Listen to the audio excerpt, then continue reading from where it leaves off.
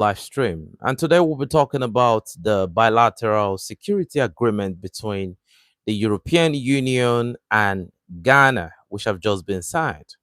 A lot of people call this deal a great deal. They are saying that now that Ghana needs security more than ever with the fight against illegal miners, which they call galamsey in Ghana, and they are equally talking about all other confrontations that the Ghanaian soldiers have been having up north, where the Ghanaians share their border with Burkina Faso. They're saying that Ghana signing this deal with the European Union is a groundbreaking deal. Now there are some things that they are telling you. They said Ghana will be getting $50 million in aids when it comes to weapon, when it comes to drone.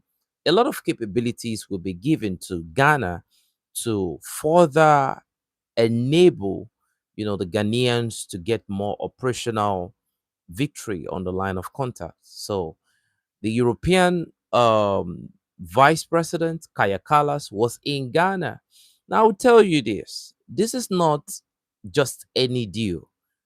If it was any deal, they would have sent Jao Cravinio, they would have sent all those European Union envoys, right?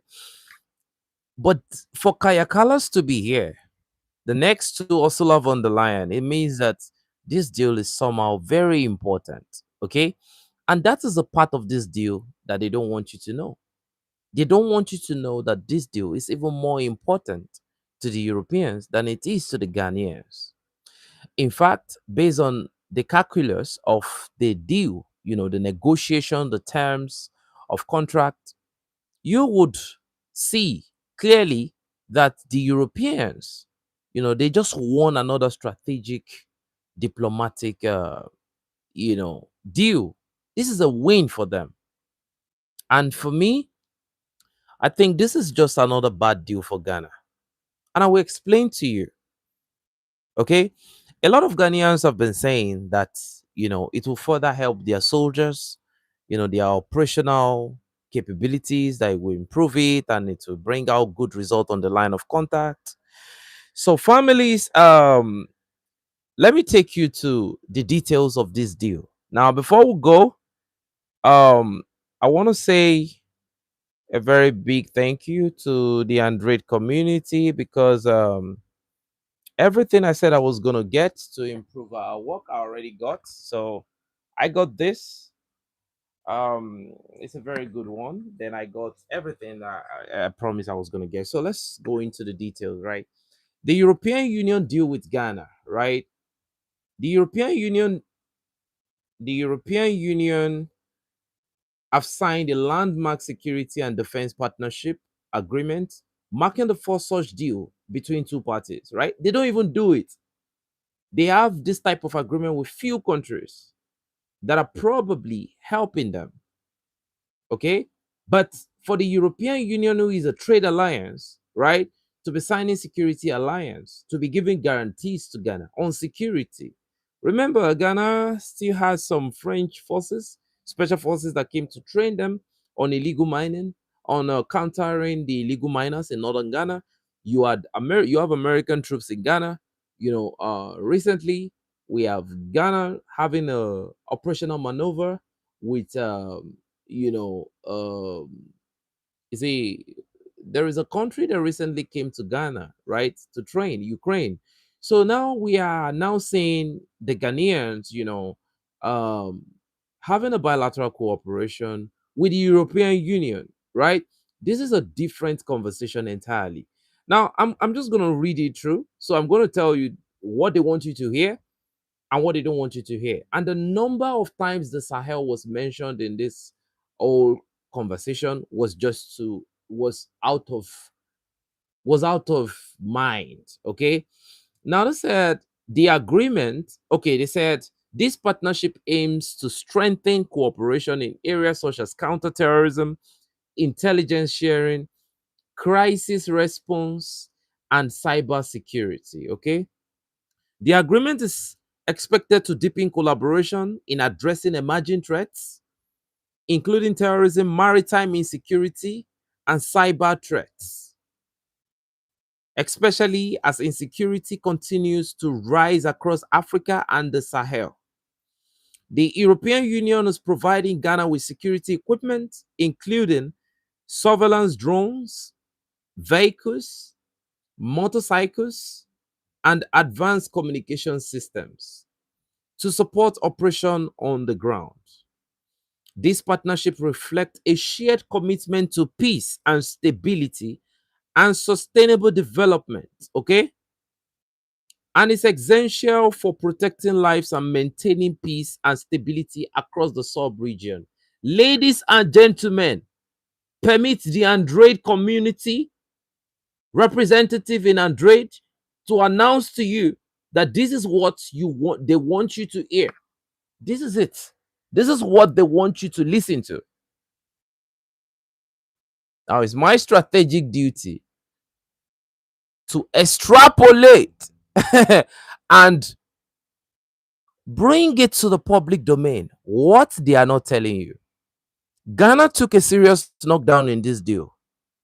How you choose to see it, you can be the judge in the comment section. Now, I'm going to play a video. You see, before they got to this point in that video, they flattened everybody out. Everybody got knocked out before they got to this point in the video.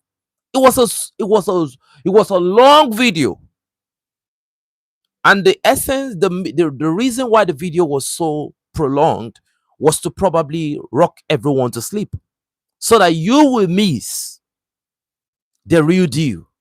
But we don't sleep on the Android community.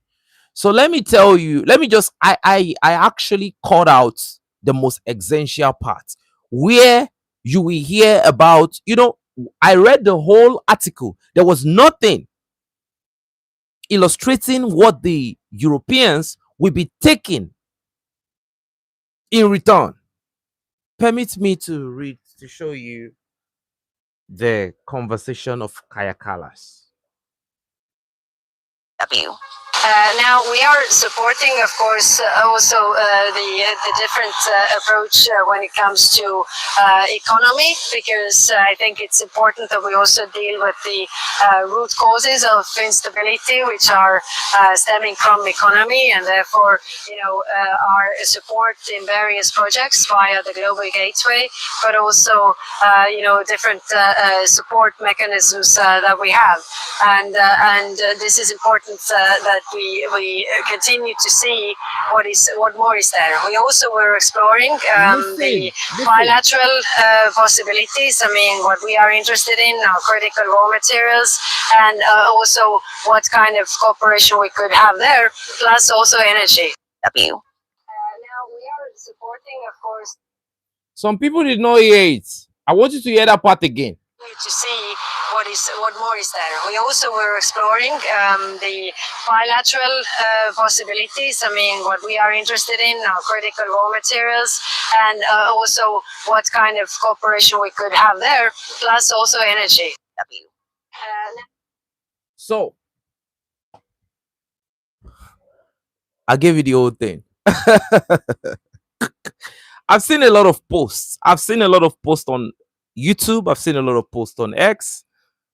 And unfortunately, these guys were not paying enough attention. Even some of the journalists that, the mainstream of these countries, they didn't talk about this part. This is how Africa is designed. That when you listen to news, you don't get the critical details of that information. They want to rock you to sleep. The fact is that for $50 million aid, let me call it aid, that was what the whole charade looked like.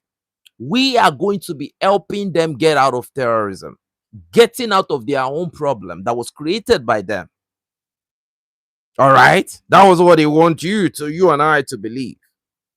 So we'll be sending reconnaissance drone, we'll be sending, intelligence gathering, we'll be doing a lot for them. So to a lame casual, it's as if These guys are rescuing the Ghanaians. Welcome back, family. So when you look at the whole conversation, they made it look like we are helping them. So I just did two things. I showed you the whole report that is in the public domain on the internet. There was nothing about what they would take from Ghana. I just showed you a video of Kaya Kallas right there and there. But before she got to this point, you can see that that was the tail end of the whole interview. That what they will be taking in return, that what they are interested in is critical minerals. What are critical? Rare earths, minerals.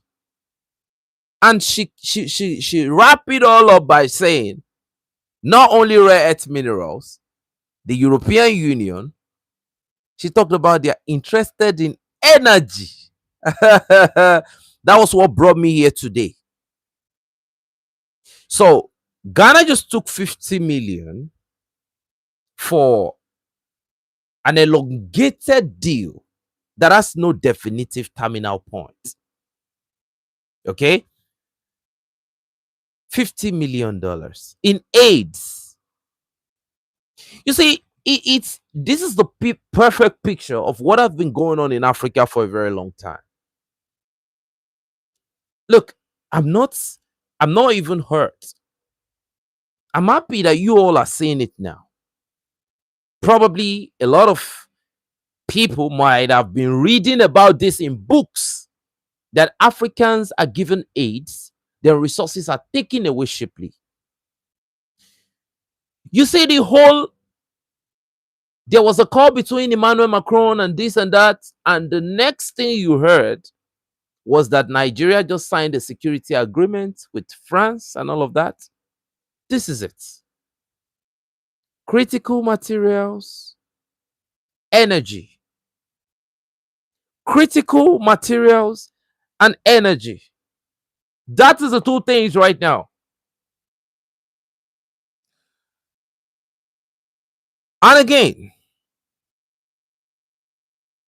they are ready to go back to Central African Republic. Now they've sent a lot of delegation. You know why? Central African Republic, after Niger in Africa, the next country that has uranium in abundance is Central African Republic. Ladies and gentlemen, at this point in time, I am happy to announce to you that the whole leadership of Ghana, this current leadership, I don't think is better than the last. I don't think it's better than the MPP. I think you have the same people wearing different clothes. So when you see these people, they're on black outfits. When you see those people, they're on white outfits, but they're still the same people. Do you dig? So this is the game. The game they don't want you to dig is we are giving a $50 million aid to Ghana.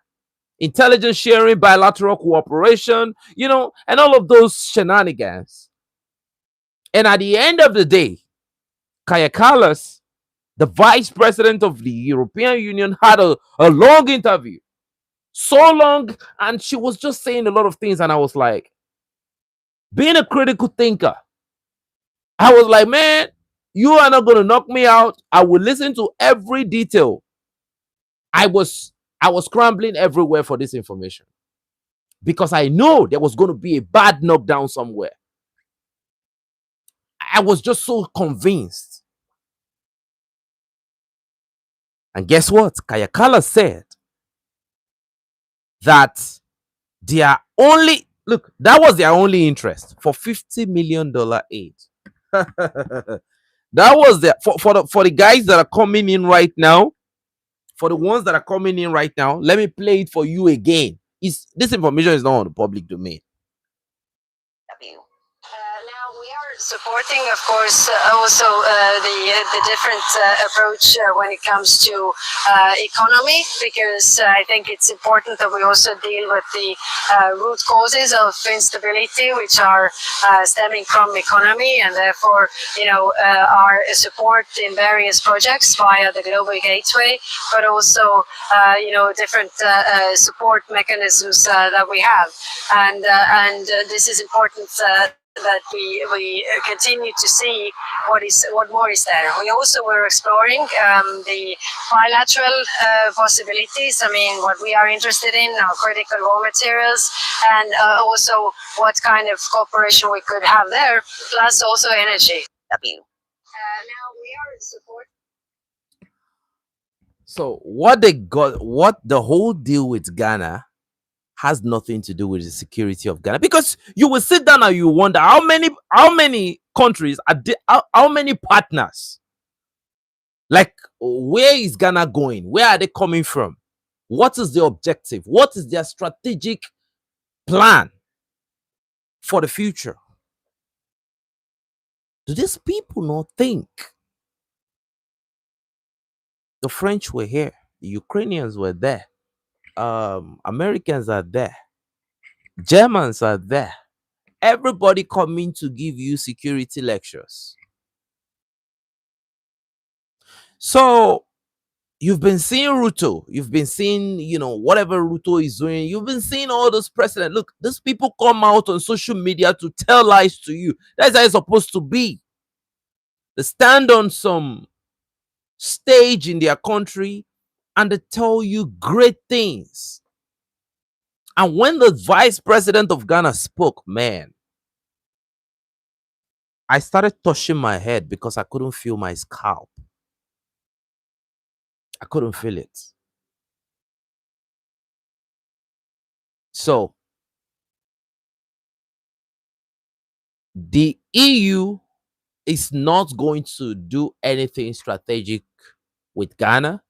So because a lot of people have been missing the story, a lot of analysts and pundits said that the European Union's purpose, right, in Ghana, a lot of people were talking about the Black Winter encirclement and all of that. That is not the purpose. That is not the purpose. Let me give you the big explanation of everything that is going on so that you understand. There is a huge conflict.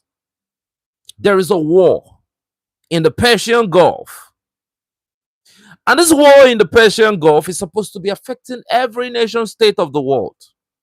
Every. Philippines are affected, Thailand, citizens are affected. People are beginning to ration. People are beginning to, inflation everywhere, and their fertilizers is expected to go up. There is going to be an economic meltdown soon enough. But are you aware there is a single continent that everybody have been asking questions? A lot of analysts have been predicting they will soon run into, they will soon be, no, they are not going to have shortage in Europe. A lot of people have been saying, oh, Europe energy, Europe energy, Europe energy. Europe has no business with that war. You can see that they are not joining in. Do you know why? Because you can see there is a conflict that the whole world is paying attention to. Europe is coming back to Africa to re-strategize, and they are winning. That is it. What's more win? What other win will you get that is better than you giving $50 million for critical rare earth material and energy? That's oil from Ghana. And Ghana's productivity when it comes to oil is on a whole nother level. So that energy security for Europe, you get what we're saying? So when you start hearing this thing, Ruto in Kenya, Tinubu in Nigeria, you start hearing this new bilateral cooperation, this 100 million investments in the youth through this and this. These guys they are being strategic. They are cutting deals. They are winning for their people.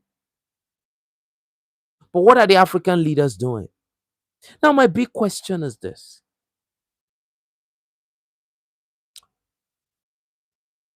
what war is Ghana fighting right now?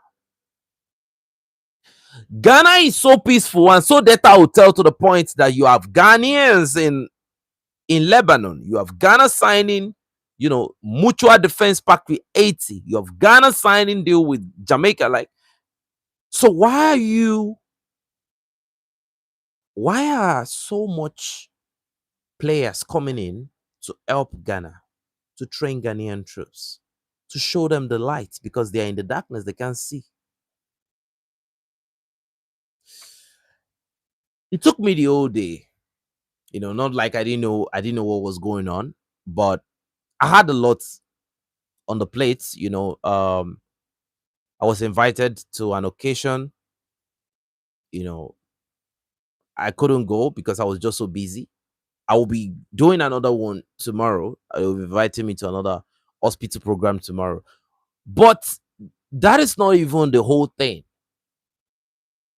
What preoccupied my mind was this deal: critical rare earth material, energy. So let the Strait of Hormuz be blocked forever. Europe is back in Africa. You see, and this takes us back to the basics. When Volodymyr Zelensky posted on his X platform that they had bilateral security agreement with Ghana, I protest at this point that that information has a very high probability, by my prediction, of being true.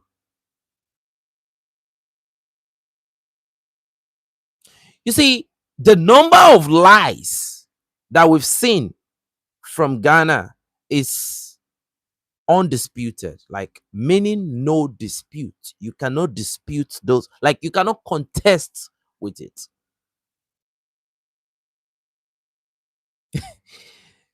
My question is, what are the great grandchildren of these people? What are they going to come back to meet? Who knows the world? We are here today. We'll be gone tomorrow. Who knows what the condition and the situation in the future? Who knows what it will be? Africa lack strategic thinking. They don't even know what it means, do they? The first president I kind of captured playing this game was the South African president Cyril Ramaphosa. Did something different behind the scene, lied on the social media, was saying African countries need to put their firm grip, they need to reassert themselves and all of that. And I was like, man, it was so clear. They were selling South African lands because how do you sell something that looked like almost a city and the president does not know about it? It's impossible. To foreigners, sold the land. So if you're not selling the land, you're selling the rare earth materials. If you're not selling the rare earth materials, you know, the energy that is not even accessible to the citizen, that is not even affordable to the citizens.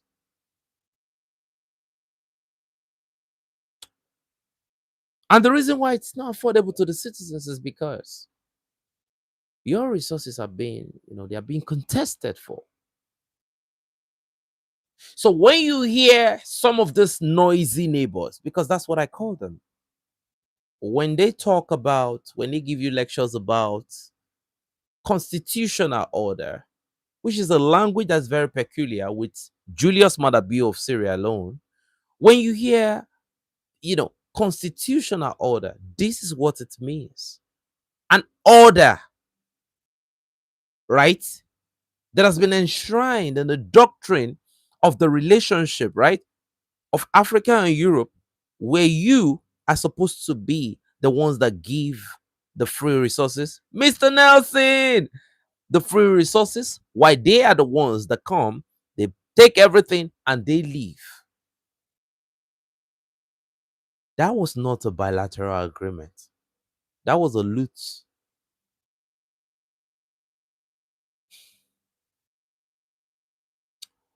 Yeah, so that's a big knockdown from Ghana right there. And you can see Kaya Kallas told you all exactly what you want to hear. The main reason for this visitation by Kaya Kallas, but not Jao Cravinio, who is the European Union, ambassador to the region, is because Europe is in dire need of energy. So the energy that will spring Europe back to life economically, is it going to come at the expense of African development? These are critical questions we should be asking. Because when this energy departs, what happens to our development here? What happens to our infrastructural development? What happens to the innovative mind that needs energy, cheap energy, to develop? So when you hear that there is a lift on the Russian sanction, the Russian oil is no longer sanctioned, and you see that some Europeans that are supposed to jump at the deal, they are still standing 10 toes on the pavement. It's not because the toes are so strong. It is because there are some opportunists that are occupying seats that they lack the competence to be occupying, that are fueling a lot of atrocities in the world. They are accomplices. I can just guarantee you right there. I have not recovered mentally from what happened in Lebanon to those Ghanaian soldiers.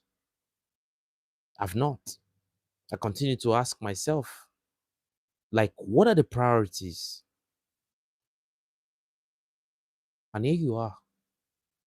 You see, I and Raid will never defend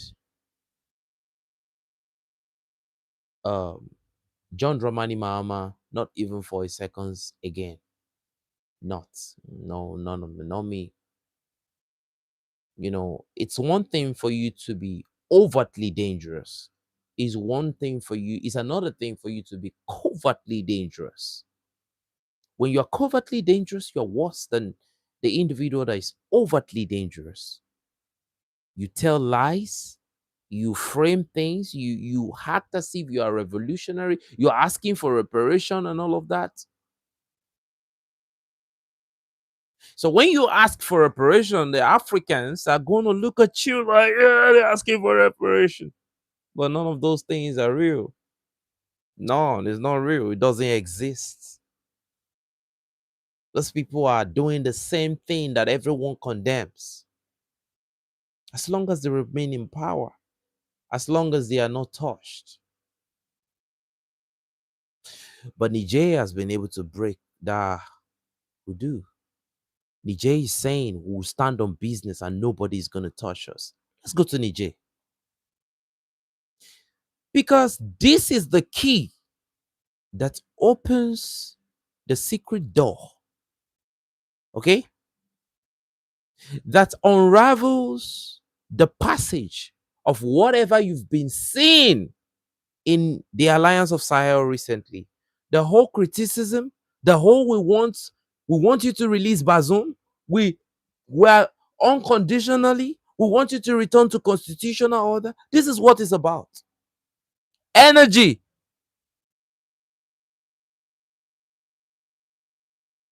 That's what it's about.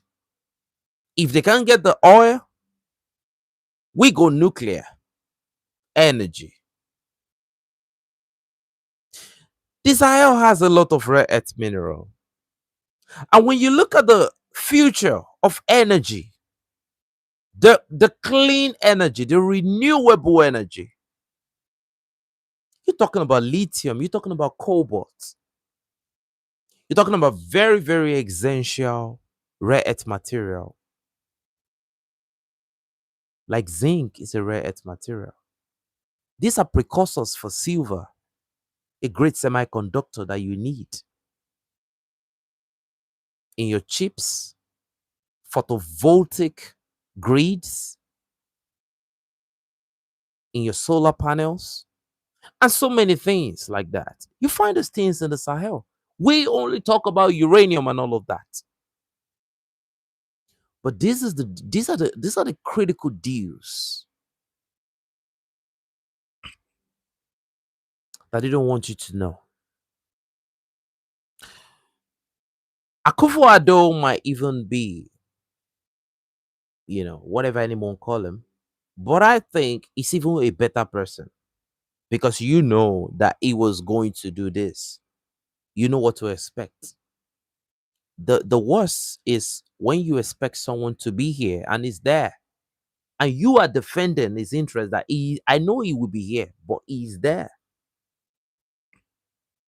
So the only reason why Europe has no business with what is going on in the Middle East right now, where African citizens are even suffering the consequence, is because African resources, once again, are not even up for grabs. They are being offered to them. Mhm. The energy security of France was secured with one call, and you continue to hear that Dangote buys Nigerian oil in petrodollar. Yeah, Dangote, he buys Nigerian oil in petrodollar. He refines. He sells at that rate too. So, Africa, who are you? I will support the Sahel with every ounce of strength in me. You don't expect me to support somebody like Dramani Mahama. No, don't even. I will never be associated with such again. The funny thing is, you cannot you cannot count. You cannot. Now I want to ask you all this critical question. How many things can you say about Ghana this 2026 that is so good that it outweighs these flaws? How many? What have Ghana done in this 2026 that is strategically so good that it overshadows these flaws, these critical flaws? None. And you see, the big recipe for disaster is when the blueprint tells you that, when the blueprint tells you that you are trading the future for what? Paper, for aids. And it all comes down to the main question. I was asking myself one question throughout.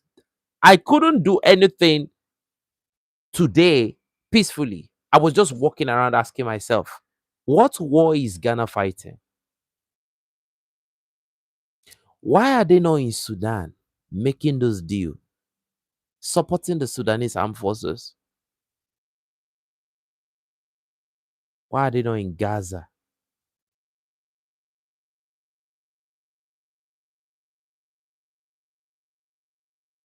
Why are they not in Cuba? Look, let's call a spade a spade. Why are those people not in Cuba helping the Cubans to fight, to resist oppression and aggression? They can't do it. They don't have the morality to do it. But they have the effrontery, the fortitude, and the temerity to come to Africa to come and steal resources. But they are chosen one, they are anointed ones, like Ruto, like the president of Nigeria, like the president of Ghana. You see, I do understand that there are pressure. Yeah, there are enormous pressure that people face. I know there might have been multiple pressure on the president of Ghana. Remember, the president of Ghana was lucky to escape an assassination attempt.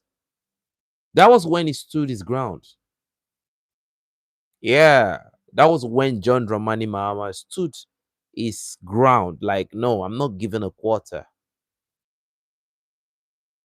Then his ship, his helicopter, you know, crashed. And don't forget, he should have been in that helicopter. Dramani Mahama should be history right now. But one way or the other, God helped him.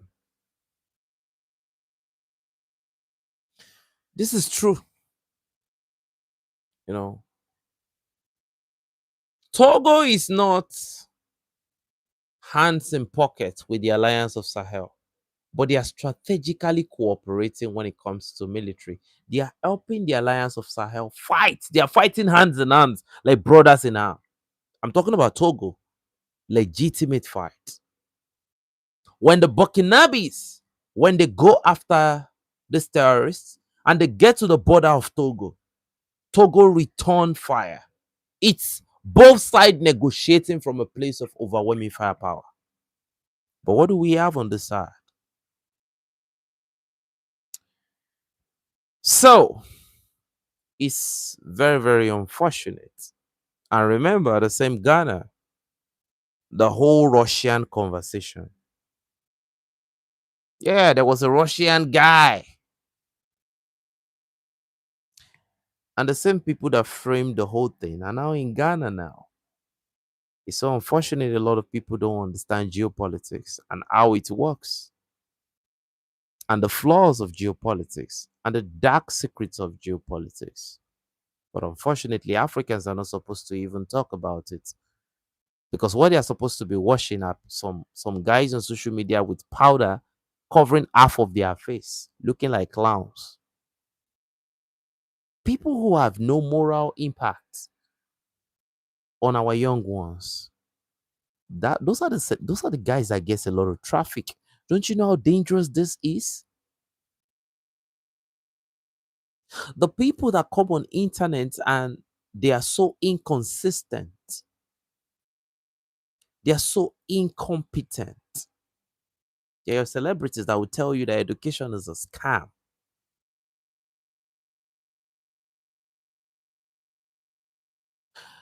That enables the youth to continue to think they cannot do anything for themselves. Creativity, innovation is dead. It's a dead convert. Africans don't even read anymore. Africans don't even read. Africans have become so mentally lazy to where some Africans like they hit everything on DeepSeek. DeepSeek bring back the search query. They don't even read the copy and paste. Chat GPT, oh, whatever. They don't even look at the details. Africa is surrendering from whatever place they used to be. So this is a bad one. So when you hear this old constitutional order, we want Bazoum. We need Bazoum on the 2nd of April.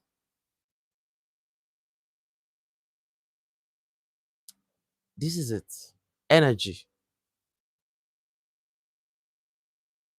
The best. And they talk about clean energy. So they will want those uranium from Niger, but they are not going to get those yellow powders.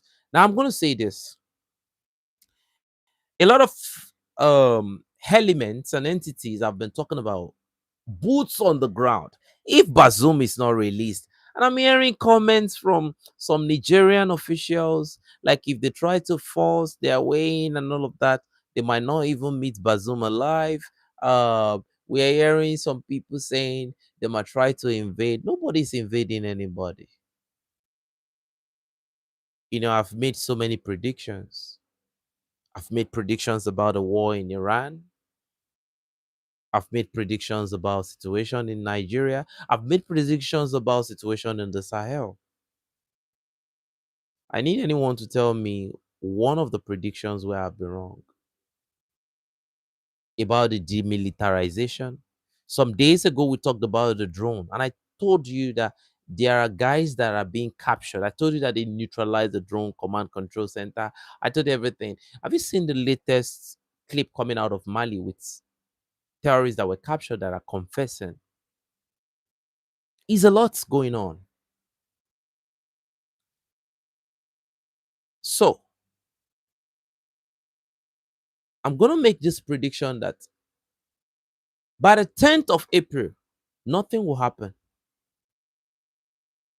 The best that will happen is for somebody to come out and say, we are going to now sanction Niger. That is it. And what is the essence of your sanction if there are other multipolar superpowers that can produce even sevenfold of what you produce, that are economically more reliable, like 10 times than you are? You produce drugs, the mass produce drugs. China is an industrial superpower, economic superpower, and Russia is a military superpower. On a military level, from a strategic standpoint, both are superpowers. Okay? So, how do you think somebody is not going to come from the blue and say, "Oh, I am going to, I am going to put," that's what they do. 19 package sanction. That is it. The fact that the Mrs. 19th package sanction is the one that is coming to sign the deal in Ghana even makes everything so diabolic. So yeah, that is the situation right now. So what I think is Niger just needs to focus. Nothing is gonna happen. You know, let me tell you something. If the war in the Persian Gulf ends tomorrow, they will probably forget about Bazoum. They will forget about Bazoum with immediate effect. Look, somebody said, "Oh, is France trying to use the European Union?" Da da da da da. Yeah, France has our own interests, but I can tell you that the situation in Iran created a situation that led everybody to tell France, "Oh man, it's time for us to go and put pressure on those people once more." Mhm. And when you don't plan what you do, when you don't calculate everything you are thinking, you are bound for a strategic failure and defeat, an irreversible one. Russia has warned. Russia has warned that nobody should even think about it. Russia said nobody should think about it. That any attempt to destabilize the Sahel will lead to a protracted conflict if they are towing the way of conflict. And when Russia tells you that something will lead to a protracted something, you know what it means. Go and look at all the allies of Russia right now as we speak. They all fight in the Russian style, which is they take you to the battle of attrition. Now, let me give you a very good example of what happened in this very destructive style of fighting. It's the most destructive. I guarantee you that. Operation Sindor is a different operation when you look at the Russian style of fighting. Russia fights attrition, right? Some other people like Pakistan and India is a short burst, speed, you know, show of skill, capability, all those, military wherewithal and all that. India was so eager to use the Rafale assault fighter jets. And the Pakistanis, they engaged them with A third generation fighter jet. The Rafale assault, according to what we heard, is it not supposed to be a fifth generation? And the combat started. And the Rafale assault was a complete jet on its own. And because the Pakistanis fighter jet, the pilots, they were trained in China and they knew what could happen. And China gave them a long range missile that can fire beyond the expected distance. The assault was better than the J-20. And what did they do? They connected with the AWACS. Okay? The AWACS gave the long range. The PL-15 is a long range. So they took out those Rafale Dassault fighter jets before the raiders discovered that anything was coming. So that fight was simple. India soldiers could not see Pakistan soldiers and they were getting taken out. But the Pakistanis could see the Indians. That fight ended in I think probably less than a week. The active phase of that fight was less than 2 days. Pakistan humiliated India in that conflict. But whatever you want to call that kind of episode, it doesn't make any significant impact. It has no significant impact. It's just this type of impact, like you and a bully, you got to engage in one cornered fight, and maybe you kind of beat the bully up, and it doesn't take away the ability or the character of that bully to still go around trying to bully other people. Probably he folds when he sees you. But the kind of Russian tactics of fighting, Russia is like let me give you the Russian style. It's like a grizzly. Russia fights like the grizzlies. Do you know what the grizzly does? Tears you apart, beats the nonsense out of you, hits the flesh, puts claws in the back.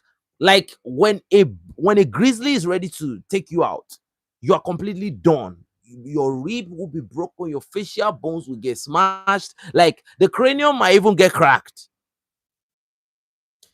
There are levels to beating.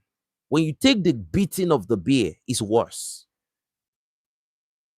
When an hyena takes on a prey, it's a complete devastation, because the hyena is this ugly animal that eats the prey in a very, very merciless way.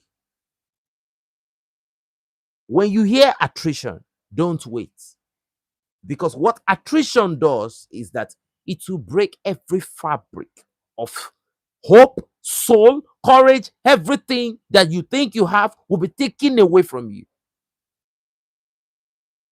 After the Russia-Ukraine conflict, I promise you, Ukraine will never, ever, in the next 30 years, Ukraine will never, they will not recover from that conflict. This is what attrition does. It destroys everything. There is a difference between a guy that punched you once and you go to sleep, and people tell you how, like, somebody he knocked you out, but you don't believe, but you know you got engaged. But there are these guys that beat you up so bad, like you can explain. So when your children are telling you, like, what, tell me about your worst day in life, you can explain how bad it was, because you every bad moment was a reality. Like you felt the pain. You felt like man, attrition war is not always good. It will mentally drain you, it will physically drain you, economically it will drain you. Like you would think you will call for the end, but the end will not come. So by the time you are done, you are left with nothing. How the Russians broke down Adolf Hitler, same way. And I can guarantee you, you see those boots on the ground in Iran, is going to lead to the same results.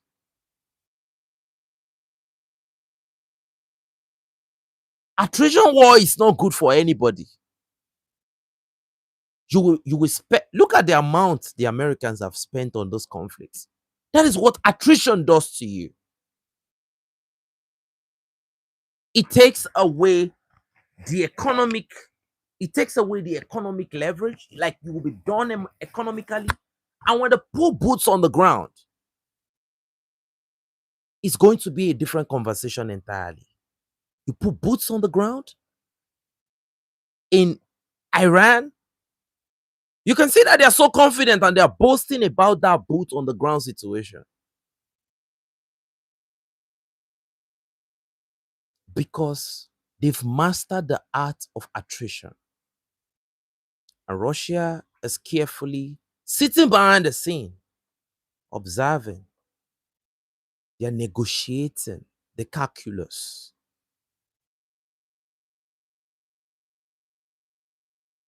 So, whatever happens,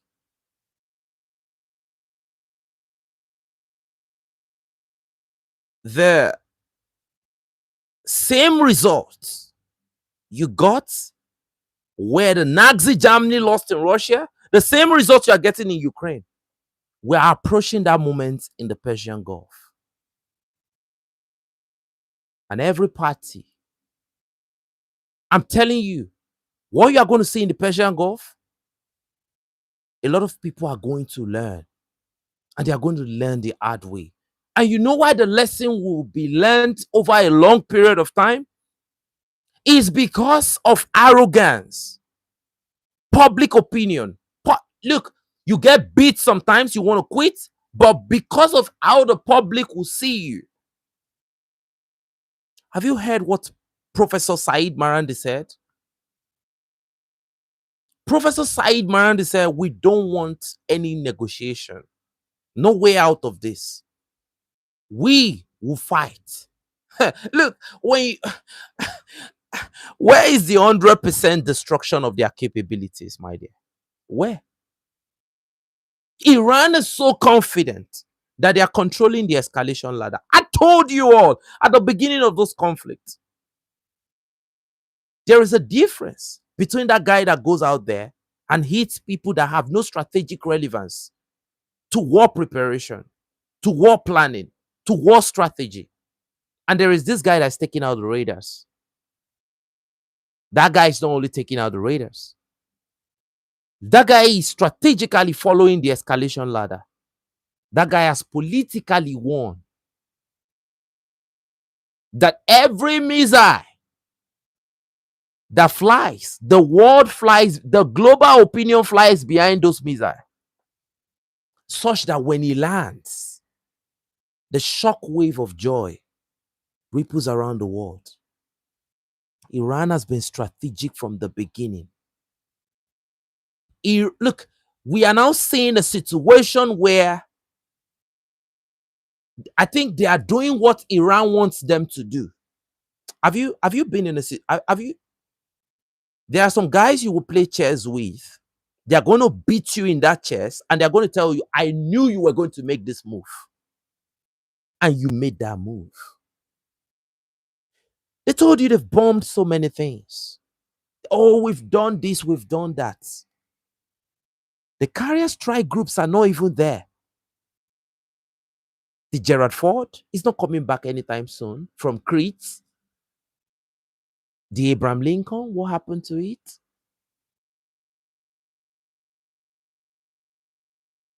We are dropping missiles. We are doing this. We've destroyed 90%, 100% of their capabilities. Where are those capabilities you've destroyed? Where? Why are they still launching that number of capabilities at you? Those ballistic capabilities. Have you seen the Iranian demands for peace?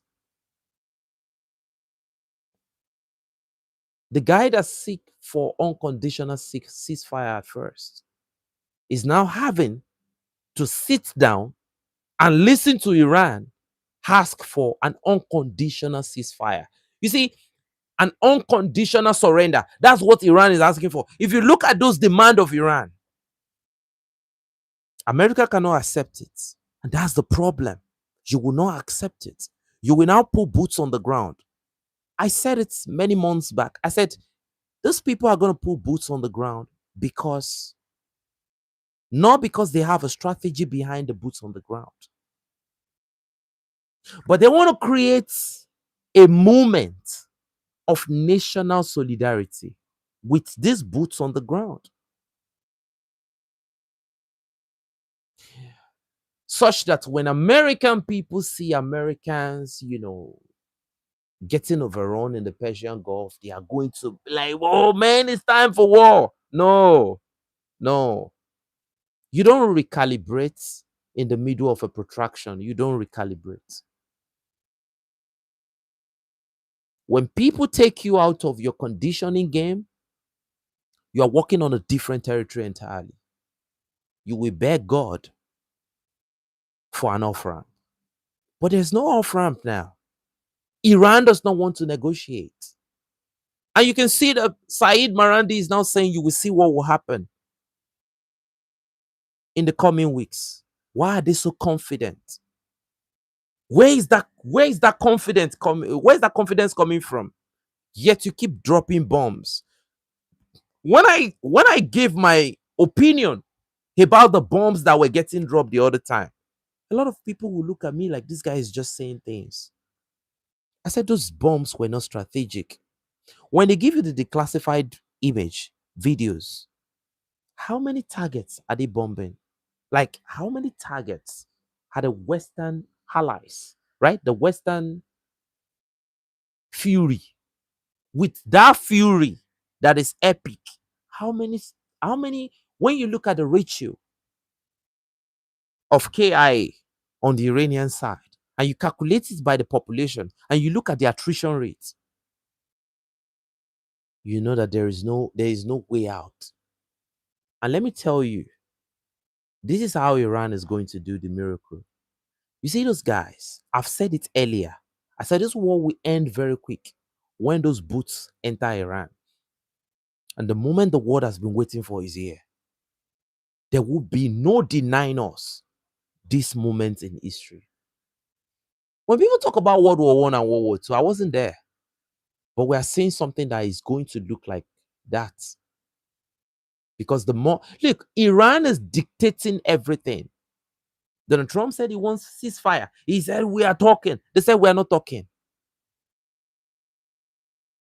He wants to control the oil price by giving this false forecasts, right? Oh, we are talking, we are in the next 5 days. They want to control the escalation of the global oil market and the global stock market, right?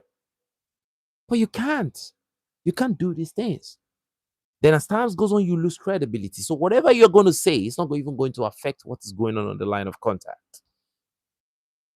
Iran is now going to be collecting tolls of $2 million in Chinese yuan. So if you want to go through the Strait of Hormuz for reparation of their country,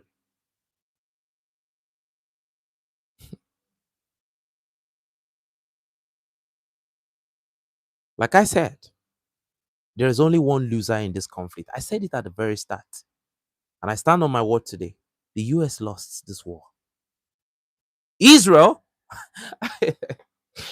look, the billionaires in Israel and the ones in the United States, you don't know them, you know some, you don't know some. They are going to build Israel again. They are going to build Israel is even going to look even more beautiful. They know they have the money. That's why they are able to lobby. Do you lobby with mouth? You lobby with huge amount of money. America is running a capitalist system. So it's easy for that government to be lobbied. The morale is down. And you know one funny thing about the morale that is down now? The morale is not down because of the morality. The morale is down because of the situation. One, the morale is down because of the results right now. It's like your team is already losing 6-0 and somebody is now telling you go and change the game. You are in probably 70 minutes. Your team is already losing 6-1. And the way the game is being played, it's not even in your favor. You are not possessing. So how do you win a game? You are not even on the possession. When Iran was striking, everybody thought, what are they doing? Iran talked about the precision of their targeting. Iran said they were going strategic. They didn't want to harm civilians. So because they were not harming civilians, everybody, and there was so much censorship, everybody thought everywhere was data hotel on the other side. And they were hitting the strategic choke points. Now, who started begging for Allah? Who started calling on? See, don't forget, Iran has partners, security partners in China, in Russia, in Pakistan. So that if you don't know, in Pakistan, in North Korea, they have. But why is it that Iran has not called for any of these options have not been pulled? Iran is not asking for resupply. You don't prepare for a conflict for over 20 years for somebody to come and beat you in 2 days.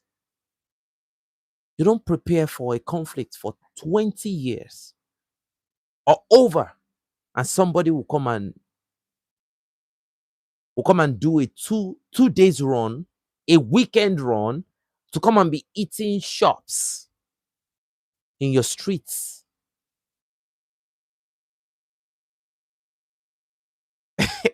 So look, it's simple. And this is the time where Africa is supposed to stand on their ground. Yeah, that's what Africa is supposed to do now. But what is Africa doing? Africa is now feeding. It's like you are feeding the animal that is about to kill you. That's what Africa is doing right now. Why not just let this train wreck? A question to those African leaders. You did not cause it. You are not the reason why the break has failed. So why don't you just get out of the way and let the train just go and crash somewhere? There is global energy crisis. You can equally say, oh, we are going through so much in our country, and we don't even have enough for our citizens. Why not try somewhere else? They will remember, but what does it matter? Because most of these leaders they're not even on the same page with their citizens. Because most of them are dictatorships, carefully wrapped in a democratic uniform. Iran is seizing our future. And great wars, it shapes the future of geopolitics. Iran, after this conflict, will not be the same Iran that you used to know. I promise you on everything. It will not be the same Iran that you used to know. Iran will be formidable after this conflict. Iran is not trying to negotiate a ceasefire. Now you are hearing this whole desperate thing about, oh, ceasefire, ceasefire. Are you seeing this? Are you seeing the interception rates on the other side? Are you seeing the interception rates? It's now below 2%. Do you know what that means?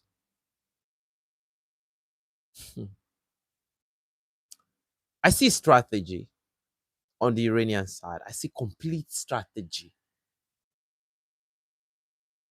The guys that scored the knockdown, they are not the guys that scored the knockout are not the guys that are looking for it, but the guys that are taking the beats apart carefully, carefully, carefully. The whole thing will fall down on its own.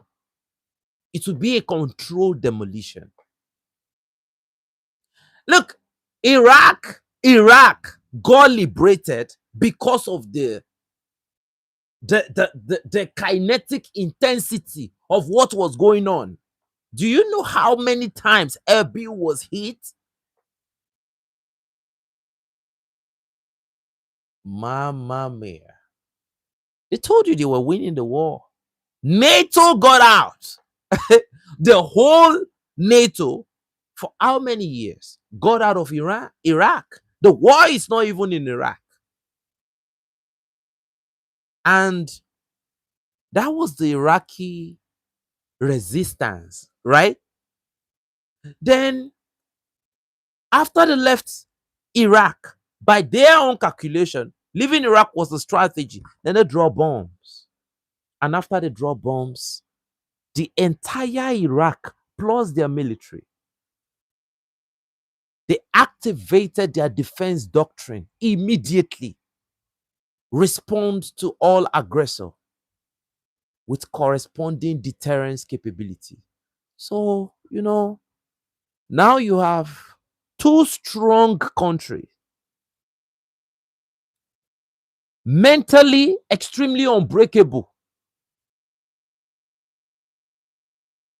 What do you do? Two of the biggest enemy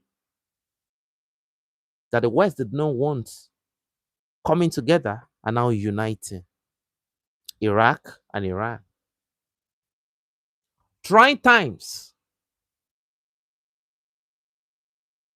articulate real friends. This relationship will go for a long time, a very, very long time. You see, the world will learn from this conflict.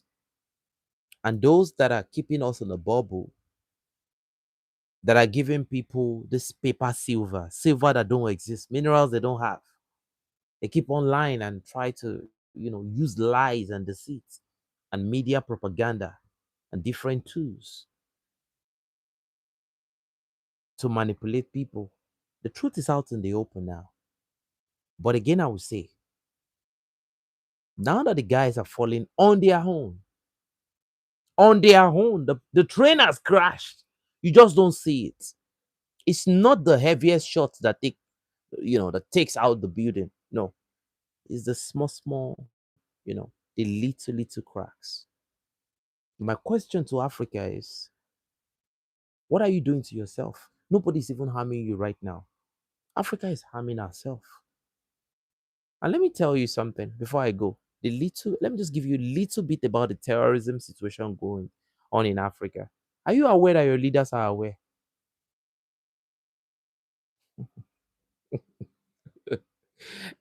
When Andre says it, just believe me, I have proof.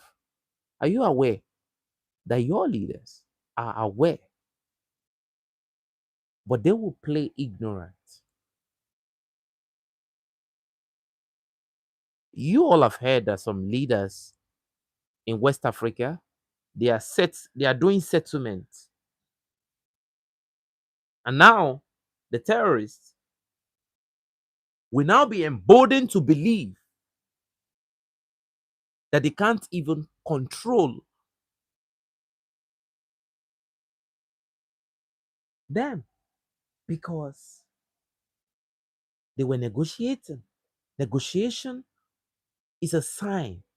You calling for negotiation is a sign that you are weak and your strength will not carry the intensity on the long term. Look at how they overrun that Beninese camp. So it's a question for Africa right now. We've not even talked about the Prospera Africa deal that is going on, a project that is carefully being carried out around Africa right now.